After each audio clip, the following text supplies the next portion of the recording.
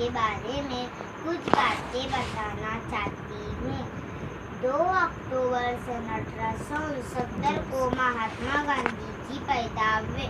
महात्मा गांधी जी का पूरा नाम मोहनदास करमचंद था।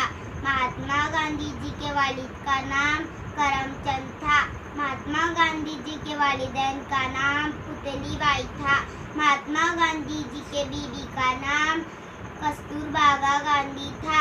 महात्मा गांधी जी के 3 कॉलेज, पहला बुरा मत देखो, दूसरा बुरा मत कहो, तीसरा बुरा मत सुनो। बस मैं इतना कहकर अपनी तकरीर खत्म करती हूँ। जय हिंद।